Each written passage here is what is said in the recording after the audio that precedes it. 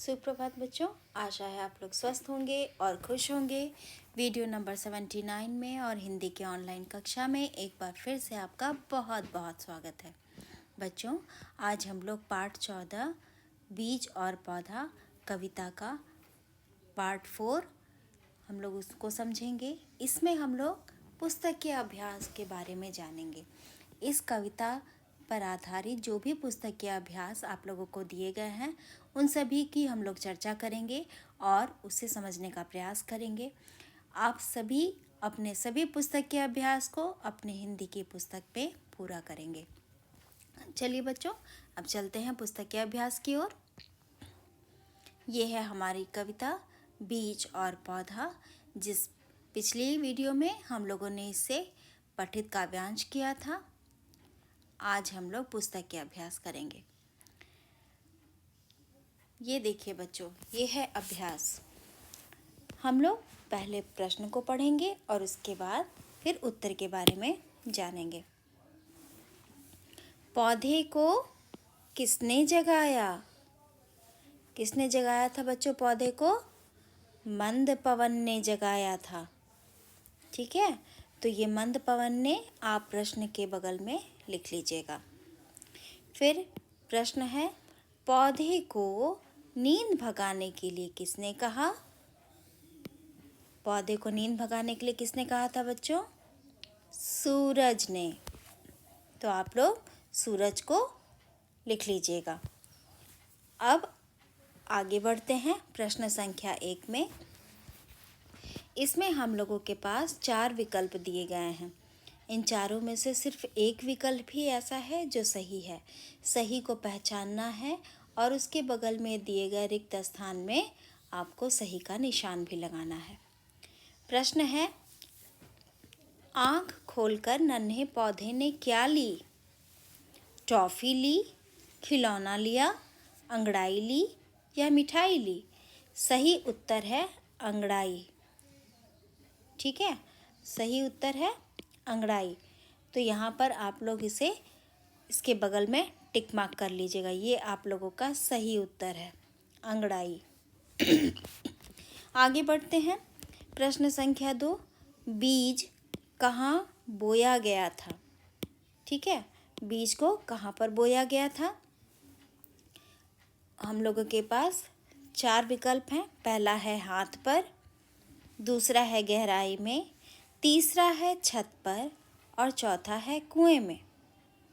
उसे तो गहराई में बोया गया था, तो ये आप लोगों का सही उत्तर है और इसके ठीक सामने आप रिक्त स्थान पर सही का निशान लगाएंगे। चलिए अब अगले पेज की ओर चलते हैं। अगले पृष्ठ में बच्चों यहाँ प्रश्न दिए गए हैं, इसके उत्तर हमें पूर्ण वाक्य में लिखने हैं। प्रश्न है दिया गया है, नन्हे पौधे पर जल किसने बरसाया? इसका उत्तर होगा, नन्हे पौधे पर नन्ही बूंदों ने जल बरसाया। दूसरा प्रश्न है, नन्हे पौधे ने संसार को कैसा पाया?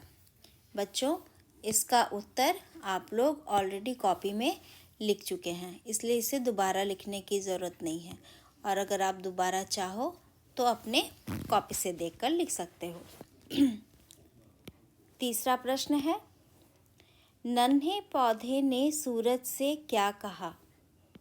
इसका उत्तर है, नन्हे पौधे ने सूरज से निद्रा दूर भगाने को कहा। अब हम लोग चौथे प्रश्न की ओर चलते हैं। सूरज के कहने का नन्हे पौधे पर क्या प्रभाव पड़ा? बच्चों, इसका उत्तर भी आप लोग अपनी कोर्स कॉपी में लिख चुके होंगे, क्योंकि इसका उत्तर मैंने काव्यांश के माध्यम से आप लोगों को करवा दिया है।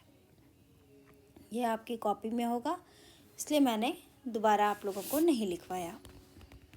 चलिए आगे बढ़ते हैं। कविता की पंक्तियाँ पूरी कीजिए। उस बीज के अंतर में था नन्हा पौधा सोया। ख में है, नन्ही नन्ही बूंदों ने फिर उस पर जल बरसाया।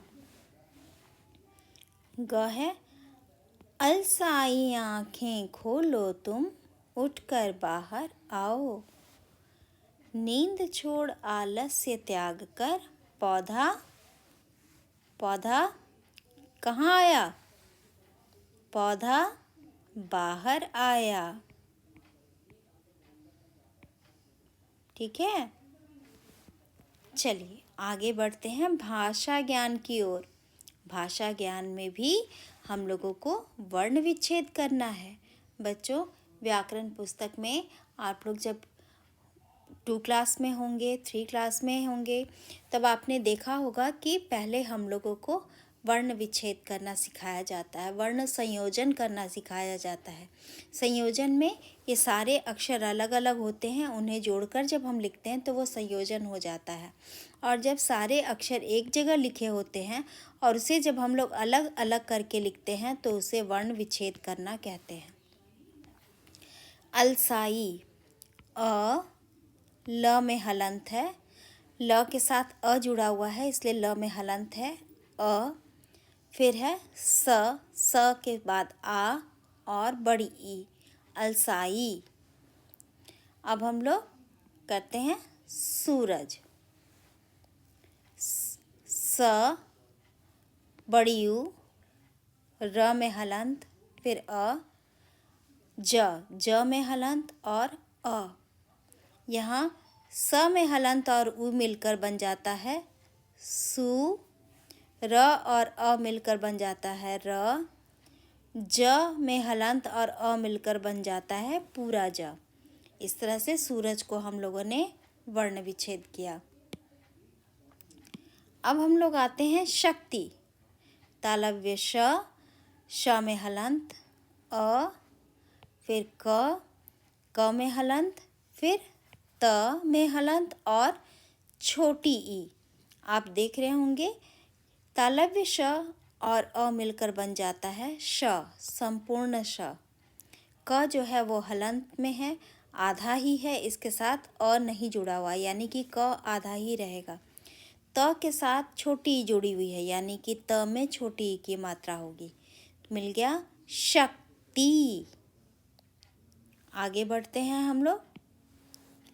आँख, आ में चंद्र बिंदु लगा हुआ है इसलिए ये इसे एक साथ लिखेंगे और ख के में हलंत लगा हुआ है और उसके साथ अ जुड़ा हुआ है तो शब्द बन गया आँख। अब हम लोग आते हैं अद्भुत। अ तो स्वर है इसलिए अ अकेला लिखा हुआ है। द में हलंत लगा हुआ है क्योंकि व्यंजन है वो। द और भ में उ, त और त में भी अ, अद्भुत। तो इस तरह से बच्चों आपने देखा कैसे वर्ण विच्छेद किया जाता है। अब हम लोग आगे बढ़ते हैं। प्रश्न संख्या 2 में रंगीन छपे शब्दों के वचन बदलकर वाक्यों को पुनः लिखिए। यानी कि यहाँ जो पक्षी लिखा गया है, फूल लिखा गया है, इन सभी रंगीन शब्दों को आपको वचन को बदलना है और वाक्यों को पुनः लिखना है। सूर्य निकलते ही पक्षी चहचहाने लगे। ठीक है, तो जब पक्षी लगे, जब यहाँ पर लगे लिखा हुआ है यानी कि एक से अधिक है। जब ये बहुवचन में है तो वाक्य को हम लोग को एक वचन में लिखना है। तब हम लोगों का वाक्य बन जाएगा सूर्य निकलते ही पक्षी चहचहाने लगा। जब यहाँ लगा लिखा हुआ है और यहाँ लगे लिखा हुआ है, ये है बहुवचन का वाक्य और ये हो गया हम लोगों का एक वचन का वाक्य। प्रश्न संख्या 2 में देखिए, ख में गुलाब के फूल खिल गए। यहाँ फिर से गए यानी एक से अधिक फूल हैं तभी तो एक साथ खिल गए। ये बहुवचन का वाक्य है। अब हमें इसे एक वचन में बदलना है। गुलाब का फूल खिल गया। ये गया जो है वह एक वचन को दर्शा रहा है। तो हमने जो अभी लिखा गुलाब का फूल खिल गया, यह एक वचन का वाक्य है। अब हम लोग आगे बढ़ते हैं। पौधा बाहर आया। आप देख रहे होंगे बच्चों कि यहाँ पर पौधा, नन्हा पौधा में भी पौधा, ये दोनों रंगीन शब्द हैं। इसे भी हम लोगों को बदलते हुए वाक्य को पुनः लिखना है। पौधा बाहर आया, यहाँ आया जो है वो एक वचन को दर्शा रहा है, तो वाक्य को हम लोग बहुवचन में बनाएंगे। पौधे बाहर आए। पौधा का क्या हो गया, जब हम लोग वचन बदले तो बन गया पौधे। आया का क्या हो गया, आए। ठीक है। नन्हा पौधा सोया था। अब नन्हा का हो गया, वचन बदले तो नन्हे। पौधा का पौधे। ठीक है। सोया का सोए, और था का थे। तो नन्हे पौधे सोए थे। तो इस तरह से बच्चों आप लोगों को ये बातें समझ में आ चुकी होंगी अभी तक कि कैसे हम लोग वाक्य को एक वचन से बहुवचन में बदलते हैं। एक वचन से बहुवचन में बदलना बहुत ही आसान है। कई बार आप लोग गलती करते हैं, इस पर ध्यान दीजिए और गलती करने से बचिए।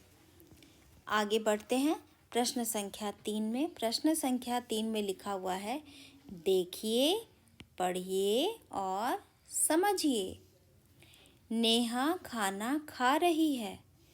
खाना, लिखना, बोलना, चलना, उठना, बैठना, ये सारे शब्द क्रिया है, यानी वैसे शब्द जिससे हमें काम करने के बारे में पता चलता है, किसी भी काम के होने का पता चलता है, वह शब्द क्रिया कहलाता है।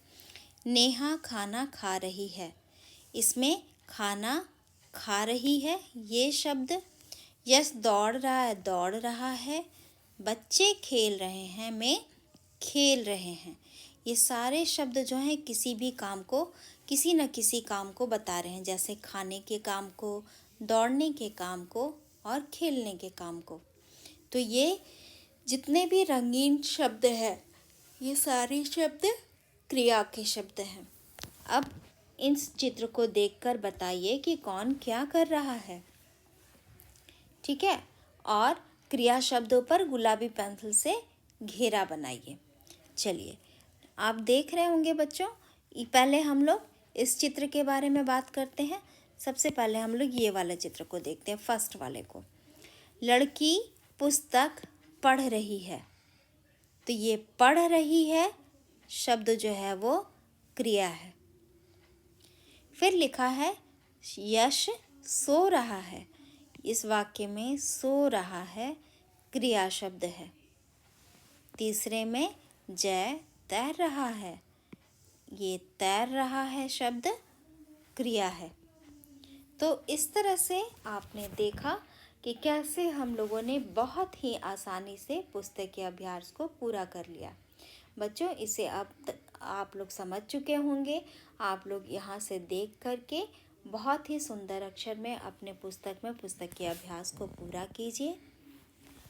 और अब हम लोग का जो पाठ्यक्रम है, इस सेशन का पाठ्यक्रम हम लोगों का आज यहीं समाप्त होता है। ये इस सेशन का लास्ट वीडियो है बच्चों। जो भी पुस्तक के अभ्यास दिए गए हैं, जो भी आपकी कॉपी का वक्त दिया गया है, वो सभी को आप अपनी कॉपी में अच्छे से पूरा कीजिए। कोई भी काम आप अधूरा मत छोड़िए, उसे पूरा कर लीजिए।